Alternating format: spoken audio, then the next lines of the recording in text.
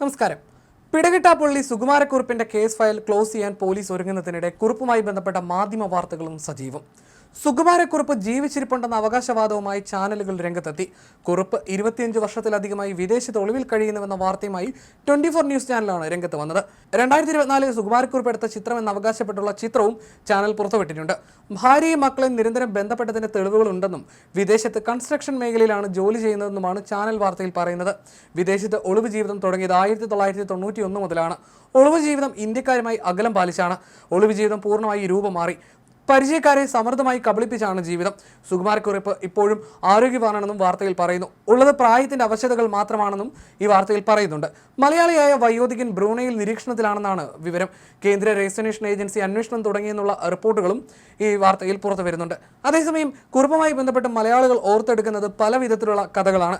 ഗുജറാത്തിൽ കഴിഞ്ഞയാൾ സുകുമാരക്കുറുപ്പാണെന്ന കഥ കുറച്ചു കാലം മുമ്പ് ഉയർന്നിരുന്നു. പത്തനംതിട്ട വെട്ടിപ്പുറ സ്വദേശി റംസീൻ ആയിരുന്നു തനിക്കുണ്ടായ അനുഭവം പങ്കുവച്ചത്. എന്നാൽ അതിൽ പിന്നീട് പോലീസ് കാര്യമായ അന്വേഷണം നടത്തിയിരുന്നില്ല.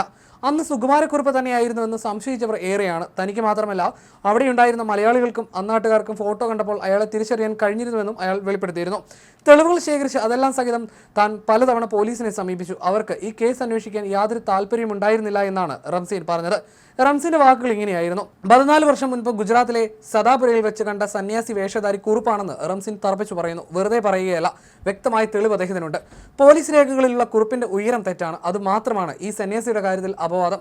മിക്കയിടത്തും ഉയരത്തിലുണ്ടാകുന്ന വ്യതിയാനമാണ് കുറുപ്പ് രക്ഷപ്പെട്ടു പോകാൻ കാരണമായത്.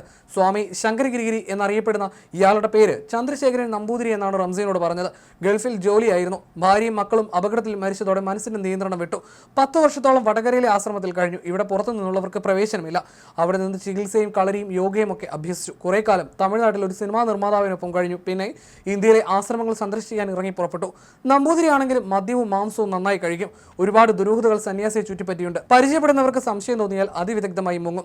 2005-2007 കാലഘട്ടത്തിൽ പഠനവും അധ്യാപനവുമായി റംസീൻ ഗുജറാത്തിൽ കഴിയുമ്പോഴാണ് മലയാളി സന്യാസിയെ പരിചയപ്പെടുന്നത്. അന്ന് തന്നെ ഇയാളുടെ പെരുമാറ്റത്തിൽ സംശയം തോന്നിയിരുന്നു. പക്ഷേ നാട്ടിൽ വന്നപ്പോൾ പത്രത്തിൽ കണ്ട സുകുമാരക്കുറുപ്പിന്റെ ചിത്രമാണ് സംശയത്തിനിട നൽകിയത്.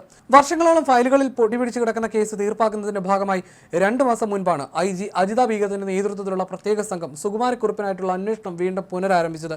എന്നാൽ മാസങ്ങൾ നീണ്ട അന്വേഷണത്തിനൊടുവിൽ കൃത്യമായ ഒരു തെളിവ് പോലും കണ്ടെത്താൻ കഴിയാതെ വെറും സങ്കല്പങ്ങളുടെയും ഊഹങ്ങളുടെയും മാത്രം അടിസ്ഥാനത്തിൽ അന്തിമ റിപ്പോർട്ട് തയ്യാറാക്കി സമർപ്പിക്കാനാണ് ക്രൈംബ്രാഞ്ച് നീക്കം. കൊൽക്കത്തയിലെ ഒരു ആശുപത്രിയിൽ ആലപ്പുഴ സ്വദേശിയായ രത്നമ എന്ന നേഴ്സ് കുറുപ്പിനെ കണ്ടുവെന്ന് അവകാശപ്പെടുന്ന മൊഴിയായിരുന്നു ഈ ഊഹാപോഹത്തിന് അടിസ്ഥാനമായി ക്രൈംബ്രാഞ്ച് ഉയർത്തിക്കാട്ടുന്നത്. രത്നമ ജോലി ചെയ്തിരുന്ന ആശുപത്രിയിൽ ഏകദേശം 40 വയസ്സുള്ളപ്പോൾ കുറുപ്പ് ഹൃദ്രോഗത്തെ തുടർന്ന് ICUവിൽ ചികിത്സയിലായിരുന്നുവെന്നായിരുന്നു വെളിപ്പെടുത്തിയിരുന്നത്. അന്ന് കടുത്ത ഹൃദ്രോഗിയായിരുന്ന കുറുപ്പ് പിന്നീട് ഇങ്ങോട്ടുള്ള 4 പതിറ്റാണ്ടോളം ജീവിച്ചിരിക്കാൻ യാതൊരു സാധ്യതയുമില്ലെന്ന തികച്ചും വ്യക്തിപരമായ വിലയിരുത്തലായിരുന്നു ക്രൈംബ്രാഞ്ച് എത്തിച്ചേർന്നത്. സുകുമാരക്കുറുപ്പ് മരിച്ചുവെന്ന് തെളിയിക്കുന്ന മരണ സർട്ടിഫിക്കറ്റോ കൃത്യമായ തെളിവുകളോ ശാസ്ത്രീയമായ മറ്റ് കണ്ടെത്തലുകളോ ഇല്ലാതെയാണ് അന്വേഷണ സംഘം കേസ് ക്ലോസ് ചെയ്യാൻ ഒരുങ്ങുന്നത്.